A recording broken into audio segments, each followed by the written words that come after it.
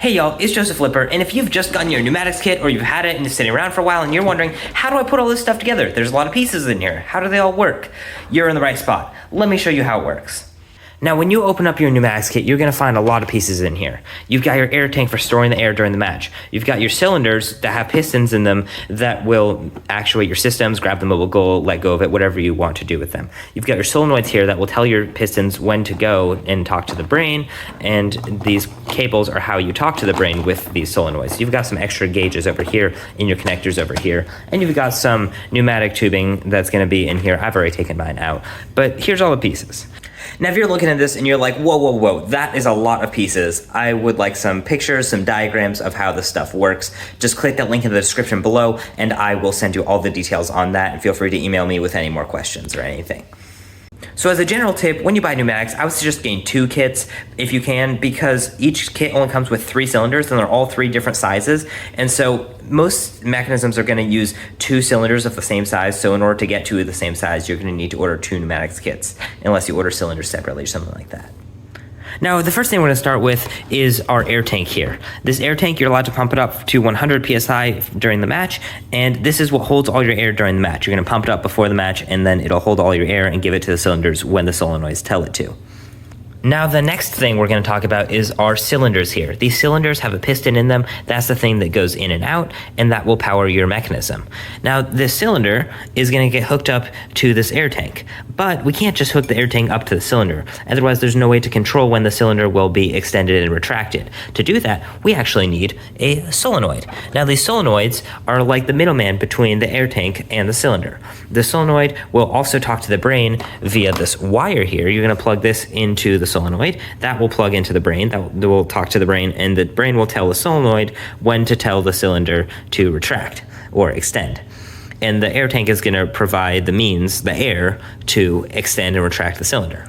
Now, to hook all this up, we're going to need to connect all these things with these tubes here. We're going to need a tube there, we're going to need some tubes over here, but you see, we can't just plug the tube into there. It doesn't fit. So we need fitting to connect the tube to the tank and connect our solenoids to our tubes and cylinders to our tubes and so on.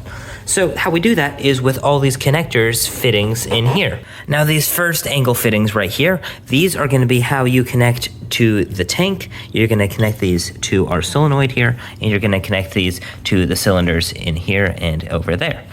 These are going to be what connects to those and turns it into the tube fitting, so you can plug the tubes between them. The second box, this is full of these T-fittings. This is if you have one tube and you want to split it up into like 2 other tubes. Maybe you have one solenoid going to 2 different pistons because both those pistons want to be actuated at the same time. You would use something like this to just expand the airflow. Or maybe from your tank to multiple solenoids. You'd put one of these between your tank and multiple solenoids so your tank can give air to multiple systems of pneumatics. Now, in this third bin, you're going to get 2 kinds of pieces. You're going to get this fitting here, which is going to go onto your tank or maybe onto your solenoid or your cylinder or something. And it's just going to screw in right just like these ones, but they have a little valve on the end in case if you want to limit how much air goes in there and regulate the pressure that way. But there's a better way to regulate the pressure through a regulator, which we'll talk about later. This piece is a plug for any pneumatic fittings or anything that you just want to plug up. You just stick that in there and it'll stop up the air. Now, you've just put your stopper into the fitting and you're wondering, how on earth do I get it out? If I pull, it doesn't come out. That's exactly the way it's supposed to work. If you pull on these, or if you put a tube in and you pull on the tube, it's not supposed to come out. The way you get it out is you push this red ring towards the fitting and you pull that way on whatever's in there. So you go ahead and take this red ring and you're going to pull that towards the fitting and it'll kind of release that and it'll just pop right out. Same goes for the tubing. You just push it in to put it in, and to pull it out, you pull this red ring right towards the fitting and you pull out on the tube. It'll come right out just like that. This red thing here is just like a little button. It can push in and out, and that's how it lets go of the tube. Now, in this fourth box, we have these straight fittings. These fittings work exactly the same as the ones in the first box, except for they're not at a right angle. These are the straight fittings, those are the angled fittings. These fittings, remember, go into your cylinders, they can go into your solenoid, they go into your tank. That is how you convert this screw thread right here into something you can plug the tube into and connect them together. So to make our pneumatic system work, all we got to do first is we're going to screw in one of those fittings into our tank. And we just screw it in. Don't really screw these in past finger tight. Finger tight is plenty, and you'll see it's in there and good. Now the next thing we're going to do is we're going to screw our fittings into our solenoid. We're going to put one in our A right here, one in our B right here, one in the P on this side, and then we're going to put one more onto the P on the other side. And make sure you don't over tighten these, just finger tight is fine. If you over tighten them, you can break off the threads inside of this thing, and that is no fun to get out. So now what we're gonna do is, we've got the 4 in here, we're gonna move on to our cylinder. Now the last part is we gotta screw these into our cylinder. I'm gonna put one of these in the bottom here, and then I'm just gonna use the right angle one for fun. We're gonna go ahead and put one in the top here. And again, finger tight is fine. As long as the air doesn't leak out, you'll be good to go. All right, now that we've got all our fittings in our system here, we can connect it all together with our tubes. So how this is gonna work, you're gonna take your tank and you're gonna plug it into your solenoid. You're gonna like, there's 4 spots in here. Which one do I plug it into? Don't worry, it's simple. We're going to take our tube and plug it into our tank. Remember, you just push to plug in, you'll feel it click a little bit, and that'll be all connected and good to go. It won't be going anywhere. Now to plug it into our solenoid, you can plug it into either side of the P. Remember, we have the P there and we have the P there. Either one is fine. I'm gonna plug it in right here to this side. All right, now we're good to go there. Now, this other side, this is just kind of a pass through from the tank, and if you want to use the air somewhere else, you just pass it through the solenoid. We're not gonna use it anywhere else, so we're gonna go ahead and use one of these stoppers that was in that box, and we're going to go ahead and just put that in that side, and there we go. Now the air is all stopped up. It'll just go to the solenoid and not go anywhere else. Now that we've got our tank hooked up to our solenoid, it's time to connect our solenoid to our cylinder. And you can see we've got 2 spots left on our solenoid, and we have 2 spots on our cylinder. So as you might imagine, we're gonna connect one spot on the solenoid to one spot on the cylinder. We're gonna connect the other spot on the solenoid to the other spot on the cylinder. There we go. Now these are all connected together. Our system is now complete. This is the minimum stuff you need to make a pneumatic system work. Now, before we can make our cylinder work, we have to pump up our tank. Now, to pump up our tank, you can use a bike pump. I like using this Ryobi electric pump here. I like this one because it has a digital gauge on the back. It'll tell you how full it is, and it's really nice and fast. I'll put a link to it in the description. Now, to pump it up, you'll need to unscrew this little thingy on the end of your fitting on the side of the tank. And once we get that off, you just plug it into right there. We're gonna plug in our pump and pump it up.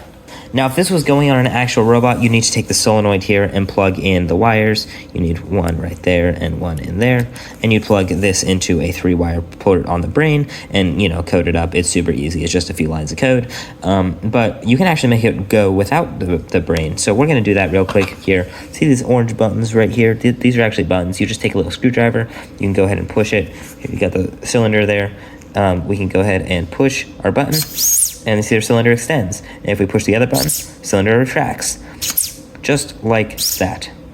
Nice work. You've gotten a pneumatic system working. But you might be wondering, we didn't use everything in the box. What's the rest of the stuff for? Let me show you. So in the box, you have an extra solenoid, another wire for that solenoid, and some more cylinders and stuff.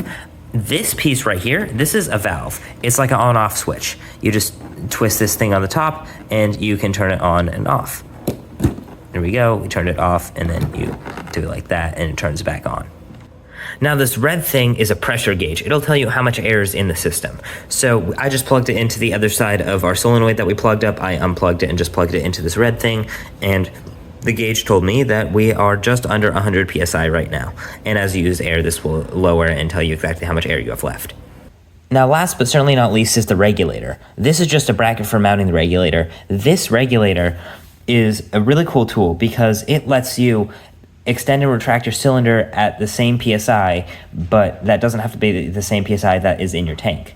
What this means is that if your tank is at 100 psi, you can always extend and retract your cylinder at 50 psi because of this regulator, no matter if your tank is 100, 90, 80, 70, 60, 50, all the way until it gets down below 50, you can still extend and retract your cylinder at 50 psi. Let me show you how this works. So you're gonna go ahead and take your fittings and put them on just like all the other components. We're gonna put one on that side, and we're gonna put one over here on this side. Now, once we got these on, this regulator it matters which side the tank is on. Basically, one side right here goes to the tank. This other side is gonna go to our solenoid. So we're gonna go ahead and plug in our tank, or we gotta unplug it real quick. And we're gonna go ahead and plug in our tank over here on the right side.